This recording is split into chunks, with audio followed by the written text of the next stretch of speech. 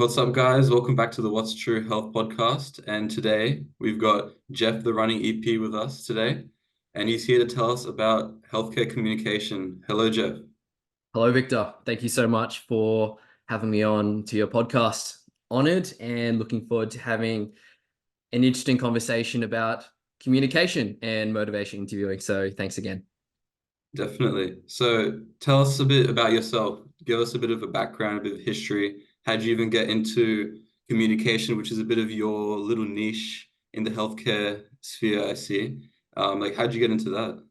Yeah, awesome. Well, a little bit about me. So I'm an exercise physiologist. I've been an EP for I'm on my 8th year at the moment. Um, And one of my big passions, as you mentioned, is communication, specifically motivational interviewing. So, in terms of how I got into it, um, it's not common for people to specialize in communication. Mainly, if you ask someone, it's like, oh, I specialize in shoulders, lower back, or a specific condition. Whereas for myself, how I started on the journey, I remember would have been maybe around my second year, and I was listening to a presentation or watching a presentation by Bronnie Lennox Thompson, and she was talking about motivation interviewing. And I saw this graphic which showed partnership where there is the practitioner and what they bring to the table and what the patient or client brings. And for some reason, that blew my mind because coming into healthcare, becoming an exercise physiologist, I was influenced by the general culture or this mindset that as practitioners, we are the director, we are the leader, we are the one dictating what the client does, what they say, so forth and so on. And so it blew my mind thinking that maybe there is something that I need to delve into, not just enhancing my own skills and my skill set, whether it's exercise prescription, understanding conditions, but also understanding my clients.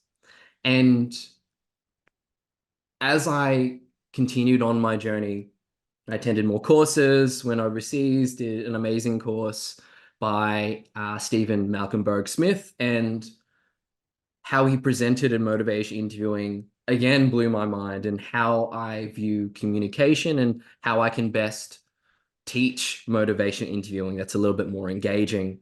And I was also fortunate to come across amazing mentors like Hilary Bolter, who guided me towards becoming a member of the Mint, which is the motivational interviewing network of trainers. And for anyone who knows motivation interviewing, there's a crap load of acronyms like OARS, and being part of, whenever I say I'm a member of the Mint, I feel like I feel like a bit of a legend, but also a bit up myself. So no one really knows. But yeah, so I'm an exercise physiologist, but also a member of the Mint. And I'm also fortunate to be able to coach people one-on-one on motivation interviewing, but also deliver personal development or professional development to practices and clinics. So yeah, that's a little bit about my story. Wow. That's a very comprehensive background. Like it seems like you're very qualified on this topic. So I'm excited to dive into this with you. But yeah, that's a classic story. The idea of the practitioner knowing everything and the patient just needs to listen. Like that's still going on, and I've experienced it. Like even in uni, and yeah, it is like world opening when you hear the fact that like something like shared decision making is a thing, and getting the patient, like in terms of patient centered uh, treatment and stuff like that. Like it's definitely a new world that you kind of unlock as time goes on. But yeah, that's for me, it was crazy as well. Yeah, it's not even just unlocking this new world, but it's also incredibly relieving knowing that I don't have to know everything and come up with the answers.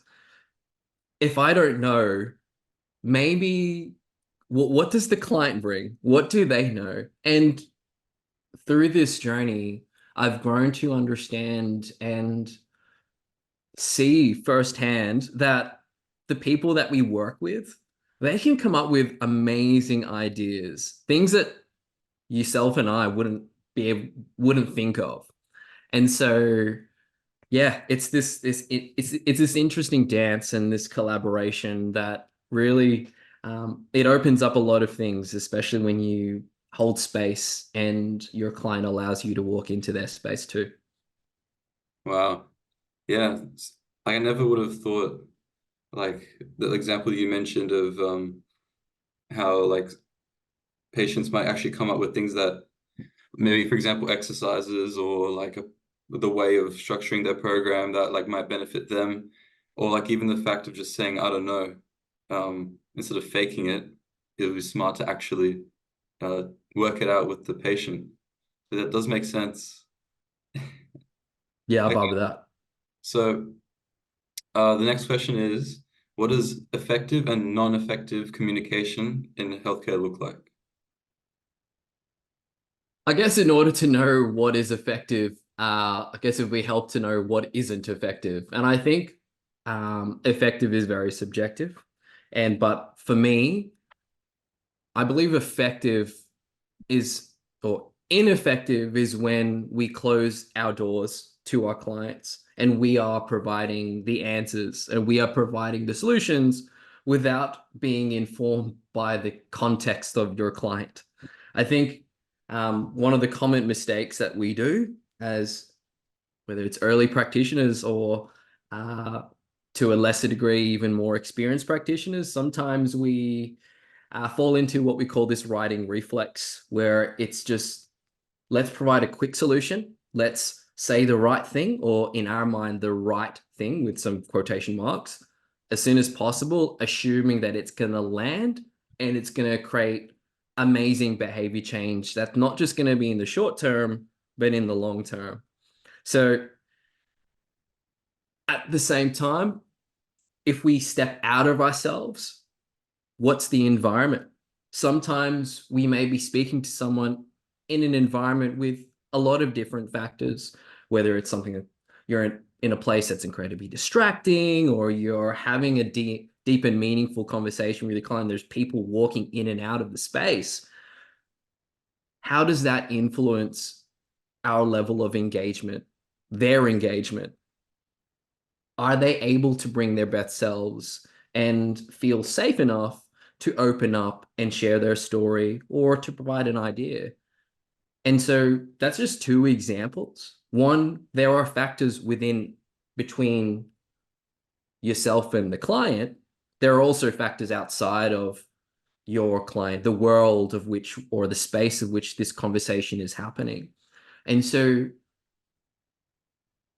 to me, effective communication, if I was going to come bring it down to just one thing, is being able to unpack the meaning behind the words that are shared. And so I love this quote. I don't know if it's worth a quote, but I went to a long time ago. It was like a presentation, and this lady said, "Words don't have meaning. People put meaning into words." And so if we think of exercise, for example, Victor, if I was going to say exercise, what's the first couple of things that come to your mind? I just thought of like the basics, like squats, deadlifts, bench press. That's Yeah, in my mind. awesome. And for another person, they may think, oh God, that's a lot. Like exercise is a lot of commitment. It's an hour or more. It's lifting weights. But is that something that I enjoy, something I'm willing to do? And of course, exercise can be a number of different things. It could be walking, it could be spending time with your family at the beach and doing some form of, I don't know, volleyball, whatever it may be. And so, same thing with pain. There's a lot of meaning and a lot of assumptions that come from the word pain. Or if you even if you use the 10-point VAS scale, like if someone said 10 out of 10 and someone else down the road says 10 out of 10, are they exactly the same? Probably not. Maybe it's someone who's trying to get some attention and trying to get care as quick as possible and they're just increasing numbers as much as they can. We don't know. And I feel effective communication is taking the time to unpack the meaning behind what is shared. And that is simply through the words. And it may seem simple, but the process of it is a lot harder. I think you just blew my mind. The How fact that so? the fact that people give meaning to words is something that I've never even thought of before. Like never, like I just thought, like for example, that exercise, for some reason I just would have assumed, maybe because I haven't thought about it, like it would all mean we would all think about the same thing when we think about exercise, but like it's clearly not the case. Like same thing with pain, same thing with it might be a specific exercise. You might have gone to another uh like maybe a physio or another EP who's prescribed the exercise, and now you have a positive or a negative expectation with that specific exercise. So I could see how it gets very complicated very quickly. And the question to, like for that is like how how do we unpack what that person's saying? So we see a patient in front of us or a client, um, and then there's two meanings because there's two different people. How do we sort of unpack that and have a common meaning, I guess? Yeah, yeah. Um I like to think of it as if like you're having a conversation and I'm literally holding both hands up. And so you have your client talking to you, and then you have your interpretation of what they're saying, and they have their own meaning behind what they're saying. And so there may be a time where we start to move away and you go on a certain narrative and your client goes towards a completely different direction. And so your question is, how can we recalibrate ourselves to achieve a mutual understanding of what is shared? And so I'll give you an example. So whenever I receive like a referral for a client and I've got to call them up. And so this lovely lady, I was like, oh, hi, like, how you going? My name is Jeff. I'm an exercise physiologist. And we got to the point of the conversation where it's like, what are your thoughts or like, what do you think about potentially exercising with me? And so she's like, I don't know if this is for me. I don't know if I can do it. I don't know if I'm ready. And so pause. Now, at that point, what do we do? In my head, I think my personality, I'm genuinely very curious. And if we go back to that principle of words don't have meaning, people give meaning to words, and knowing that people have their own unique context, their own experiences, their own social social engagements, all these influences that impact the meaning behind what they share. Number one, the first thing that we need to do is be clear on definitions and be clear on the meaning. So ask a question, ideally an open-ended question, mainly because if you're just going to be like, uh, do you like exercise? Yes or no? No. We're like, okay, great, awesome. Do you want to exercise with me? No. Okay. Oh, all right. Well, that's the end of the conversation. Instead, what when you said exercise wasn't for you, what did you mean? Or based off your experience with exercise so far, what have you done? Because it sounds like so far it hasn't been helpful or even unenjoyable. And so that's me asking an open-ended question. And that's also me making a bit of a guess or an assumption. Because she said, exercise isn't for me. I don't think I'm ready. And so what she said was, well, like, it seems like if I meet with you, if we exercise, you're just going to push me to my limits and it's going to make my back worse. And I don't like gyms. I'm not a gym person, and gyms, it's it's really judgy. I don't feel comfortable in there. So, based off that question, we've unpacked a number of different things. Someone who thinks that because we said exercise, they automatically assumed that we're going to do the classic, what's that show where Biggest Loser, where it's literally the first session, you flog them, and people are practically off the treadmill vomiting or chundering into a bucket. And so there's that, someone who thinks I'm going to push into their limits, someone who thinks that I'm going to exercise them in a gym environment, and uh, someone who's not going to consider their concerns and even may not have any other options. And so with that, because in my work, so I am, as an exercise physiologist, I work for a mobile-based exercise physiology practice. So I can train people in gyms, at a park, or in their home. So, but they don't know that. But before I say that, I need to know where they are. One, with the words. And with that, I can unpack whether or not they are open to what I have to say. So going back to your question, I don't like to ramble. Number one, ask a question. Ask an open-ended question just so you get meaning. And number two, if you ask enough open-ended questions, you get more pieces of the puzzle, and that picture gets a little bit more accurate into this person, their world, and their ambivalence of whether or not they want to exercise with you. And once you get just enough pieces, you're able to apply one of the most powerful skills in our toolbox in motivation interviewing, which is reflective listening. And you could say, it sounds like you think I'm going to push you to your absolute limits, and we're going to be training in an environment that's uncomfortable for you. And they may be like, absolutely. Like, isn't that what you do? And then the conversation continues. Ask an open-ended question, develop understanding, get more pieces in the puzzle, and then you can apply one of the most amazing skills, which is also one of the hardest skills to do, which is reflective listening or reflective statements. Wow, that was a beautiful breakdown, and you explained that really well as well. Thanks, mate.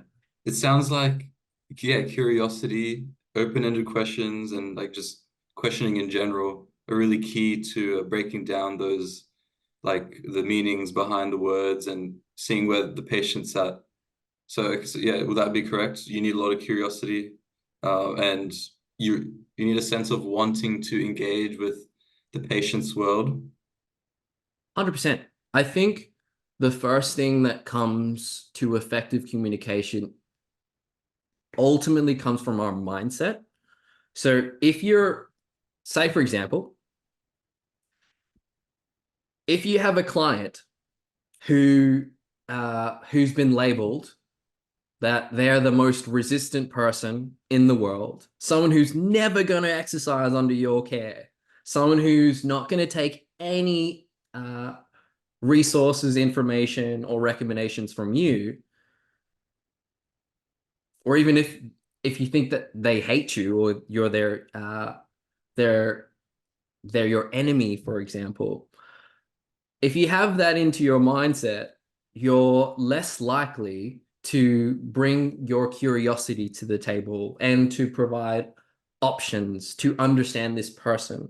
But if we come into the mindset looking at our clients with unconditional positive regard and the potential to change, to varying degrees, even if it is just a small degree, then we are more likely going to apply these skills. If you think the person you're working with is your enemy, then you're less likely going to be collaborative. But if you think that, let's say, myself, someone who is your ally, someone who's ultimately here to help you, then your approach to me will be different. The mindset, the curiosity, the values of acceptance and compassion.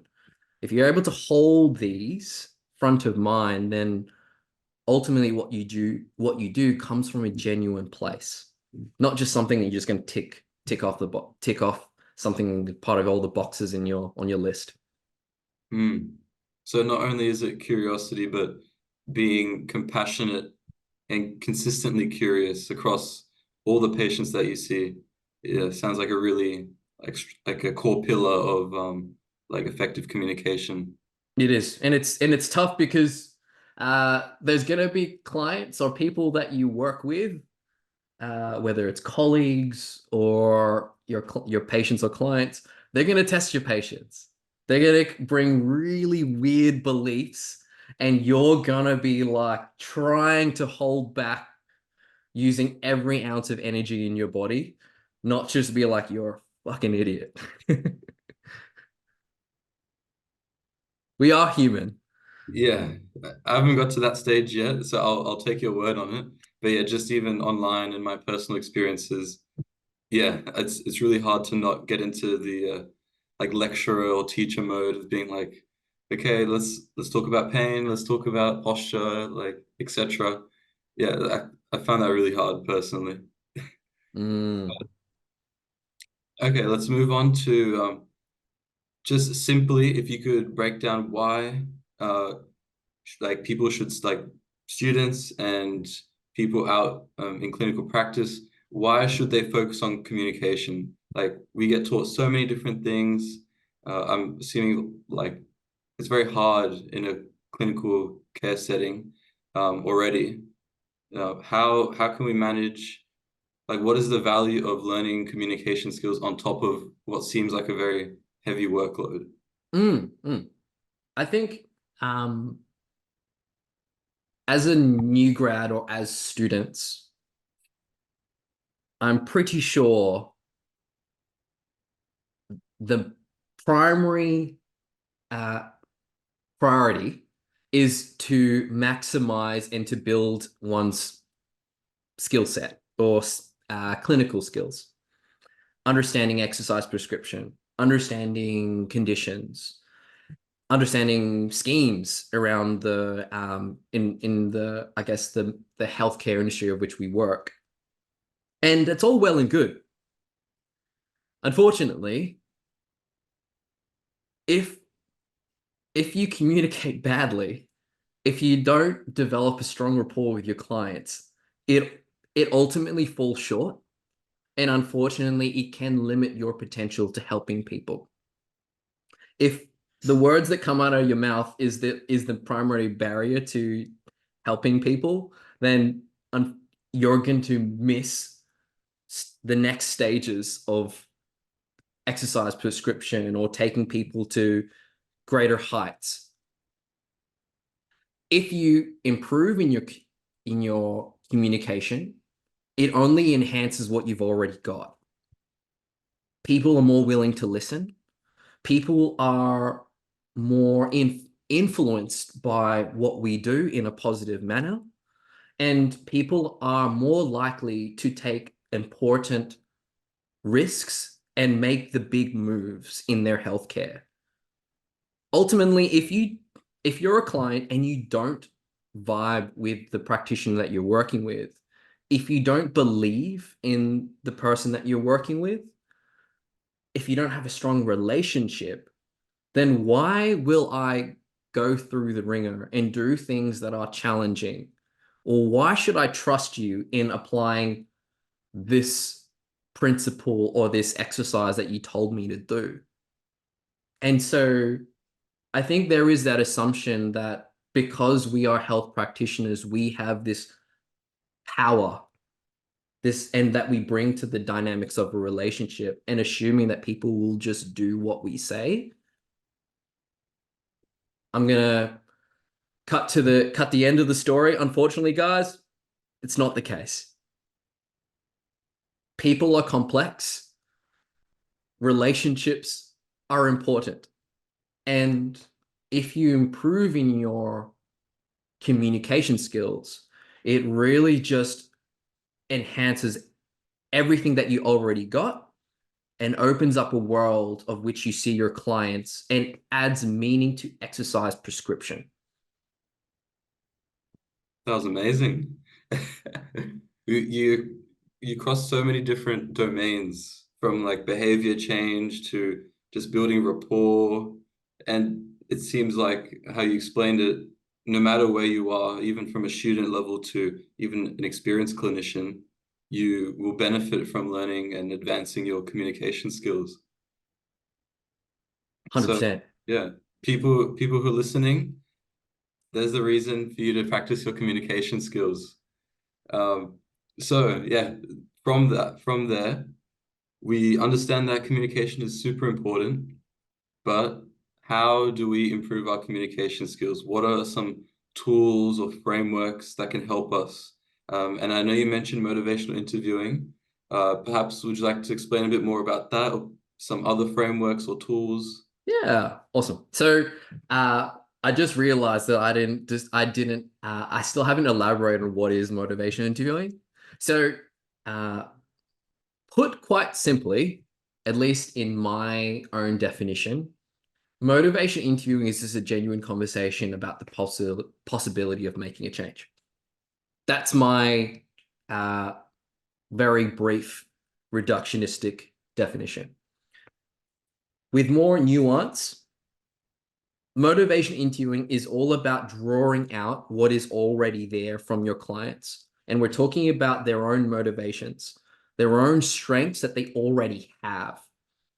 And when we draw this out, we're applying a specific set of skills. And I may have mentioned it already. These involve our ORs. So our open-ended questions, our affirmations, reflective listening, and summaries. And more recently, the ORS was updated to ORS plus I, which is information exchange. Because it was a necessary update, mainly because people who learn motivation interviewing, uh, especially those who are new, they start thinking that I cannot provide information anymore. But that's an issue, man, because exchanging information and empowering people through information and what we know, what we bring, is also a big part of what we do. And so with this usage of our skills, our ORs plus I, we're also following a certain structure or a process. Engagement or engaging, which is understanding who you're working with. Who is this? What do they hope to gain? What are their concerns? Going to focusing. What is it that they want to learn from me? Or what is it they want to gain? Evoking. Being able to draw out their own change talk.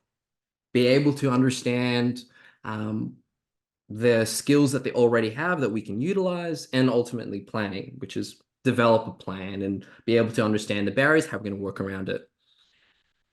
And lastly, this is all well and good, but if you do not have the spirit of motivational interviewing, which is essentially the pillars of, or think of a tree, it's literally the roots of the tree. Without the roots, everything's going to fall apart. The spirit being acceptance, compassion, empowerment, and partnership. If you don't have these pillars, it's like listening to a song with no beat. But when you add the beat to it, it just makes it fucking awesome. So putting it all together, we have our ORs, we have our process, we have the spirit, and there's also just using change talk, which is change talk and sustain talk, being able to effectively utilize the language of change. So that's motivation interviewing. Simple, Awesome. but very hard to do. Yeah. Well, I like how motivation interviewing, like it sounds like it differs from other like just general communication techniques I've heard of in the past, where it's more about like what you do, whereas motivation interviewing not only tells you what to do in a sense or has a guide, but also the spirit, like the roots of the tree. Like that was something I haven't really heard talked about much. So like coming from a place of compassion, partnership, empowerment, like that seems like maybe just in my personal experience, like the missing link between like, oh, I need to do X, Y, Z to build rapport or to initiate some sort of behavior change, but actually reflecting on your values and are they aligned with what you're doing? So I do like Mm. that actually. Yeah, with a lot of the things like around communications, stuff that you do, I think with MI, and I've grown to understand this, MI places a strong emphasis on the importance of relationship. Because without it, the pillars of spirit, the stuff that if say for example acceptance, if we're going to break it down like one, like are you looking at your client through conditionally? Are you really seeing them for their flaws and making space for it, the craziness, the beliefs, and being able to respectfully work with those? Same thing when if you're working with a colleague. It's I think it's insane to have an expectation that everyone's going to be just like us, but we're all human. We all have different walks of life and different challenges and uh, awesome strengths that we bring to the table that's different from you and I. And so, if we can make space, accept this person genuinely, maybe we can come up with some amazing ideas and plans to enhance the possibility of change. Maybe. Awesome. Okay. So what I'm sure you have because you run your own like little program for motivation interviewing, is that right? Like you have your own like course and mentorship. I do. Yes. So, and I'm assuming you've seen lots of mistakes as your students have gone through. So, would you mind like I guess highlighting the most common mistakes or the most prevalent mistakes or the biggest mistakes that you've seen when people try to apply motivational interviewing? Mm. I think when people try to apply, are you talking about just when they learn it for the first, like when they're Maybe coming let's across go. motivation for the first time, or once they've done like a course and they're applying it?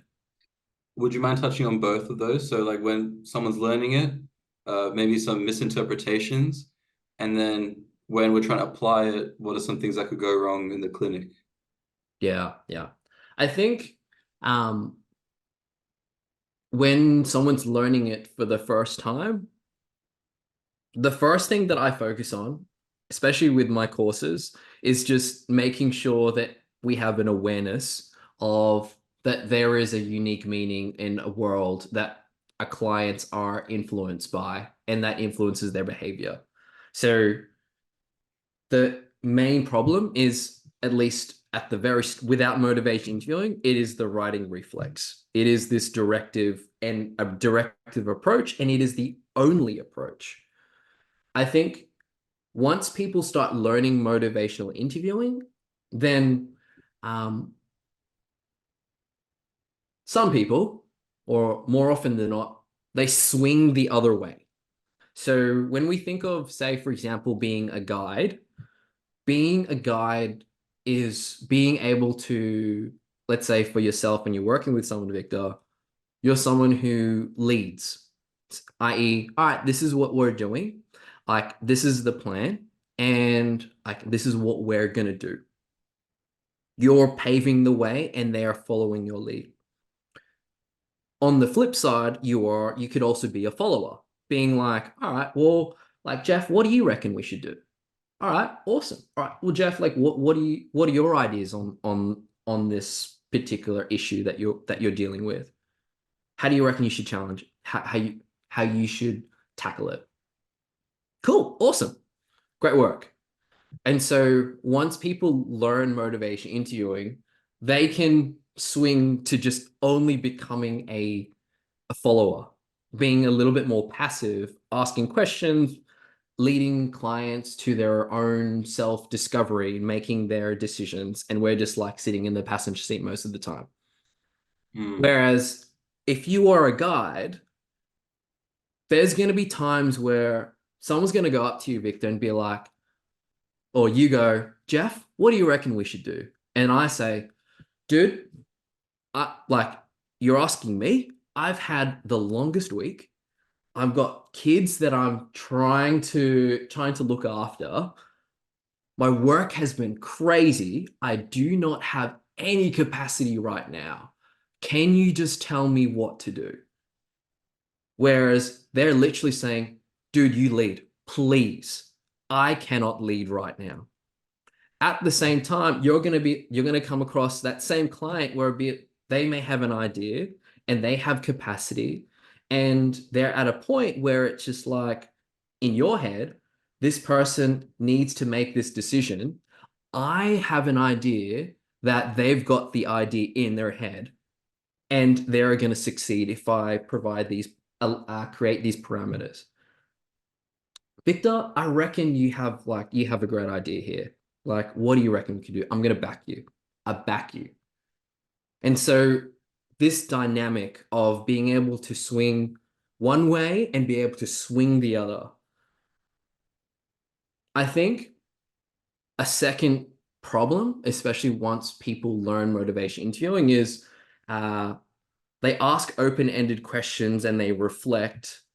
They're using all these skills, and it's becomes a little bit more manipulative, where they're only highlighting. It's very let's say, for example, say Victor, you're having a hard time of coming to a decision of whether or not you should keep your gym membership.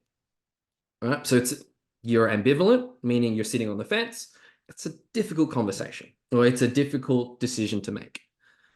And so me coming in with this style, I'd be like, "Hey Victor, um, what are the benefits of you staying with keeping this gym membership?"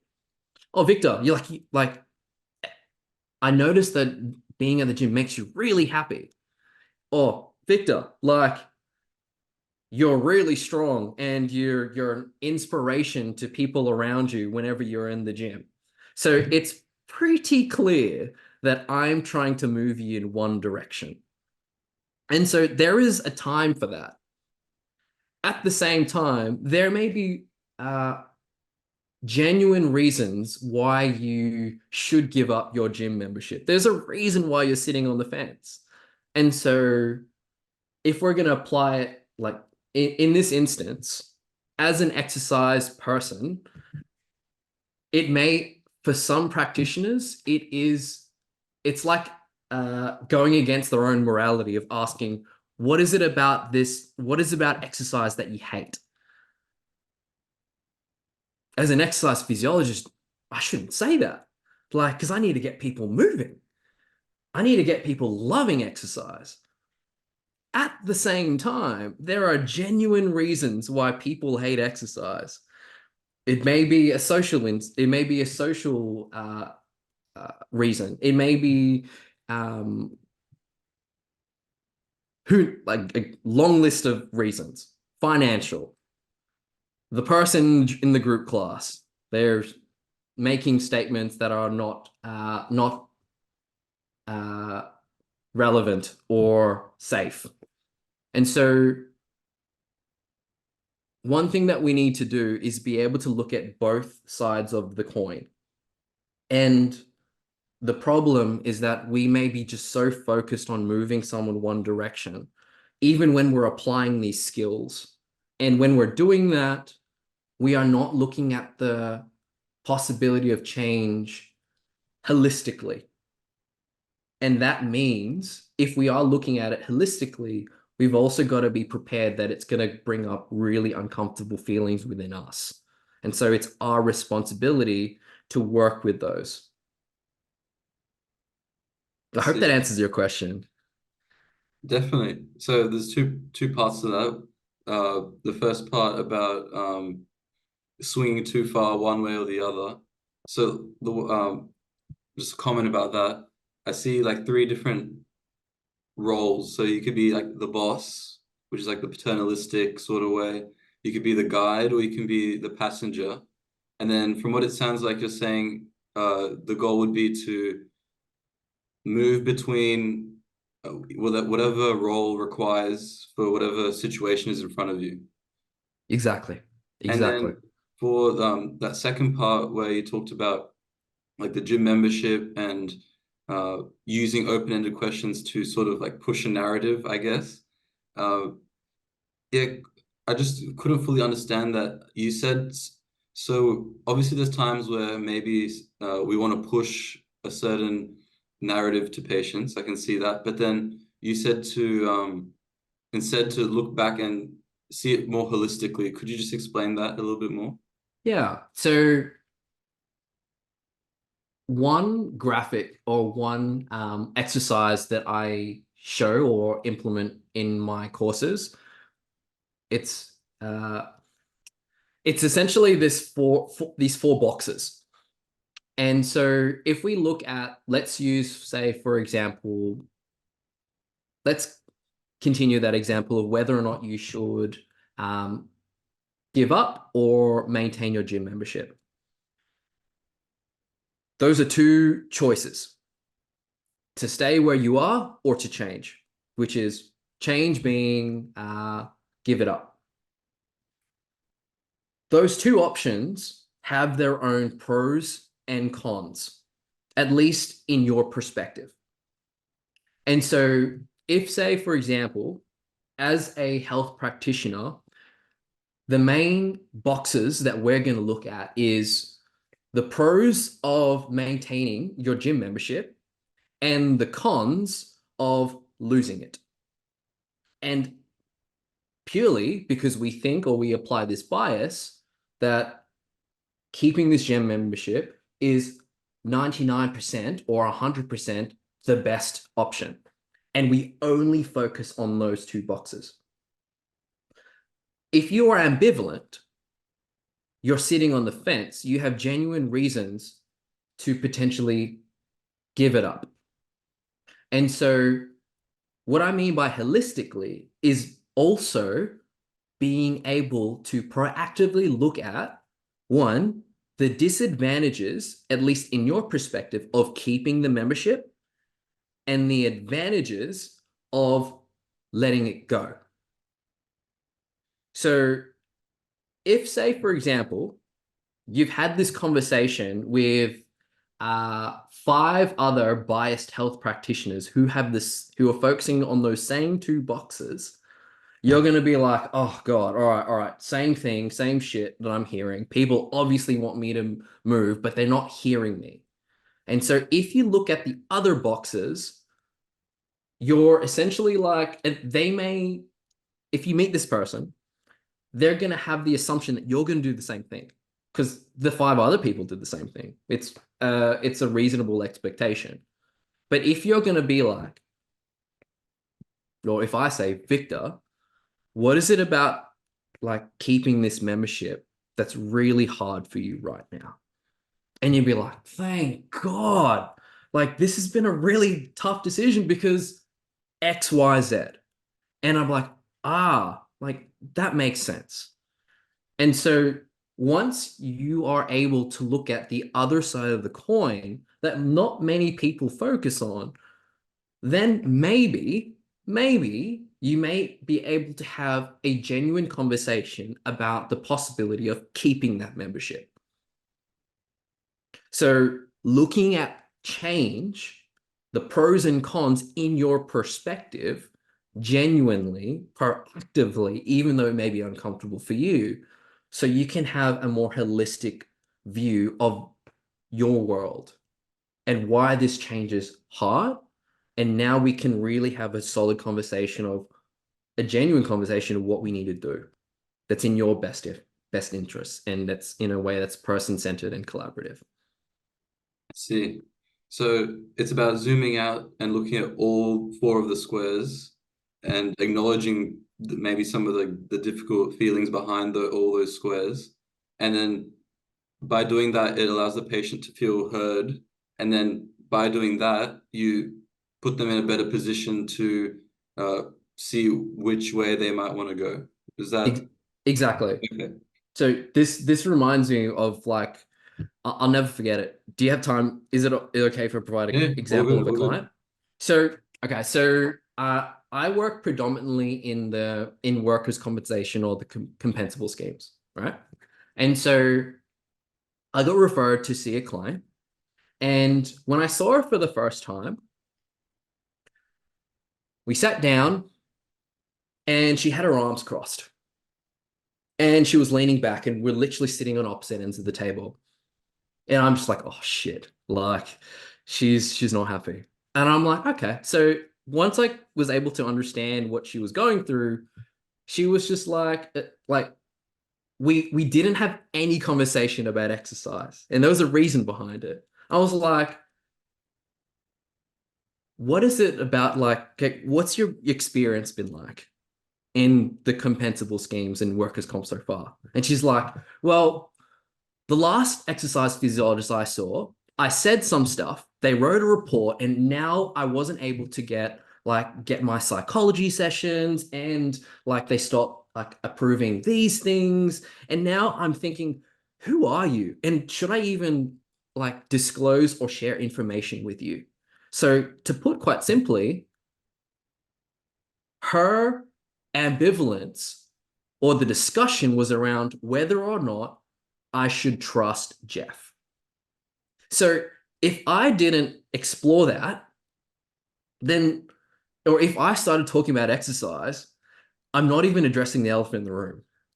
So I said, it sounds like, based off your experiences with previous practitioners, you're having a really hard time of whether or not you should share information with me. And she's like, yeah, absolutely. Like, how do I know you're not going to do this and this? And like, I'm going to start losing uh, certain supports that I have already.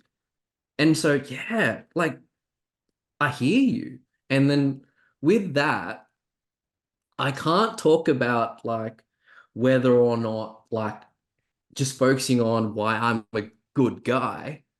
I've got to unpack like where is like the other side of the coin of why you think you shouldn't trust me. Because if I don't hear her and if I don't reflect back that ambivalence or those genuine reasons, then she's going to be like, okay, like, well, if I reflect back, she's like, okay, great. Well, this guy knows what like the reason or the position I'm in. Maybe I should trust him.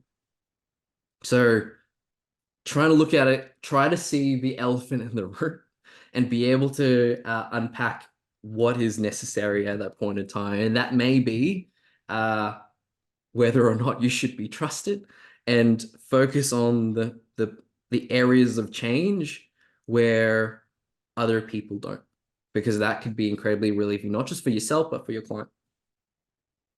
I think that example really like brings it all together. Like it was almost like a we started talking about the squares and the theory behind it and the common mistakes, and now I like that example because it's like sort of putting it all together in a way that shows us how it should be done. So I really like that. Thanks for sharing that. That example was really good. Awesome, man. And final question. So how can we measure our progress in motivational interviewing and communication? And like, what are maybe some daily practices we can include in our practice or in our day-to-day lives that can create some meaningful differences? Good question, man.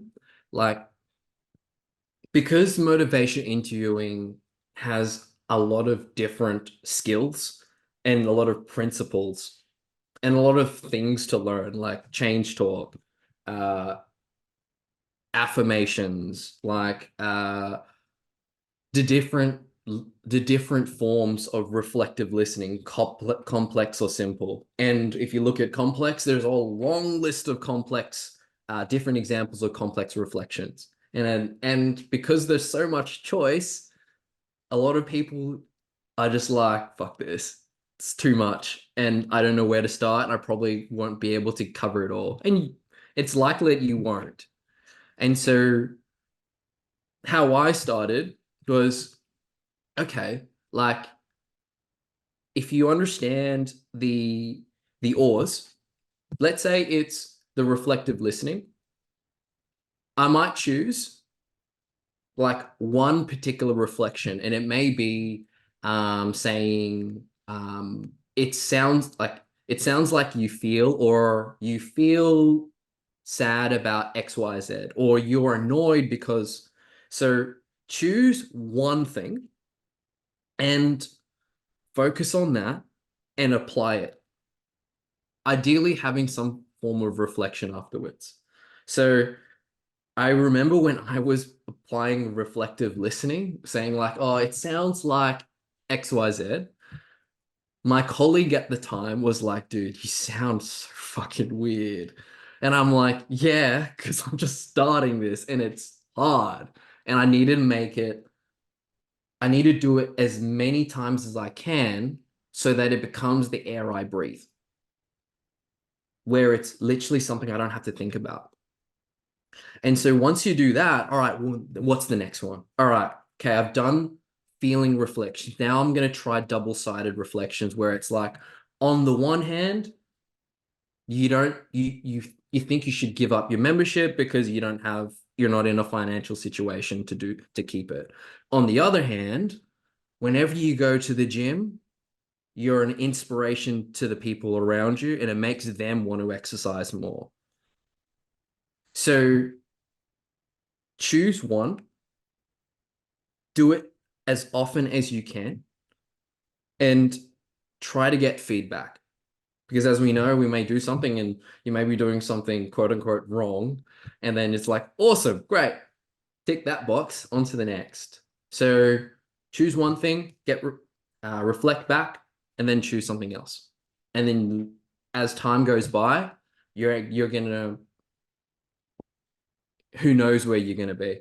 Like with motivation for me, um, I swear it feels like I learned it like just yesterday, where it's just like, oh, what was it, like my second year of practice? And sometimes when we have opportunities to like, all right, great, I've got a month available to me, and I'm just gonna smash it out, and I'm gonna see where I'm at.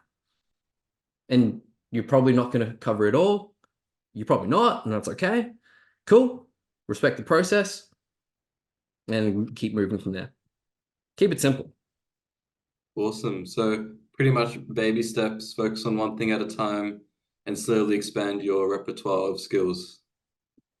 It also helps when you're in a culture or within a group who also are learning motivational interviewing or even at a similar position as you. It also helps when you've got a mentor who's ahead of you, so you know what to strive for and where to go. So I remember having this conversation with one of my colleagues where it's just like, you need to have someone to teach, someone dumber than you that you could teach the stuff that you're learning, someone who's along your level so you can learn from them, bounce ideas, and be able to uh, be influenced by what they do. At the same time, look ahead, have someone to chase, a mentor, be able to be like, all right, great, that's something like they're doing all these things I haven't thought of. I've got more to do. Because without that person to chase, we can easily feel like we're already an expert and you've ticked every single box, and the journey is over. I've done this for a number of years now and I still feel like a rookie. Wow, yeah, I really like that last point. Having three different people that you can bounce ideas off of and like really, I feel like having that will really like propel you because not only can you teach it, not only can you learn at your current level, but you can also improve. So I like that it goes across the whole range. So wrapping up now, Jeff, what are some resources? It could be books, it could be uh, courses, it could be mentorship. What are some what are some resources that you would like to you wish you could give yourself when you started learning? Mm. Um, of course, there are courses and opportunities, like say, for example, myself, but um, I don't really like plugging myself. But Feel free. um, yes, I could do that, but I'm not. Uh, one resource and I actually recommended this book to you, and it's called Never Split the Difference by Chris Voss. So it's an amazing book, mainly because he's this ex FBI negotiator he's got to win. And so when I was reading this book in this particular context of which he worked, he's using a lot of the concepts and the principles and the skills of motivation interviewing without even saying the words motivation interviewing. So for all those listening, I'd imagine you've got a million people listening, Victor. So for those listening, grab the book Never Split Difference by Chris Voss. And if you haven't already, a non-negotiable is the Motivational Interviewing in Healthcare resource slash book by Bill Miller and not Stephen, Steve Rolnick. God, the two founders at MI, I can't get them right. Um, get that under your belt. Go through it. It's two books, and I reckon you will move forward for sure. Perfect. Well, thank you so much, Jeff. I appreciate spreading your knowledge and wisdom on motivational interviewing, and very kind of you to share those resources with us. Um, it's been awesome having you on, Jeff, and hopefully someday you can come on again. Looking forward to it, man. Thank you so much for the opportunity of sharing my truth and sharing my passion, which is communication. And keep doing all the amazing work that you're doing, man. You're an inspiration to those listening, those following you. And I think it's just the influence that you have. It's the importance of keeping up to date, being able to practice what you preach, and to just to contribute some sort of verse to the healthcare space. And what you're contributing is an amazing verse so far, man. So keep doing that. Thank you so much. And if any of the listeners want to check out you, your courses, your mentorship, your page, where can they find you? Yeah, just type in if you go on Instagram, Instagram is like my main social. So type in Jeff the running EP. The running part, you only see me running on my stories. My content is purely no running content. It's primarily doing communication or motivation interviewing. You can also find me on, I believe it's just type in the running EP on Google. I'm pretty sure you'll find me there, like top. So yeah, you'll see a little bit about my courses, some of my resources that you can access for free.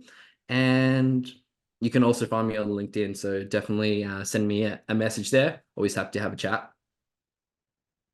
Awesome. Check out his Instagram, check out his resources.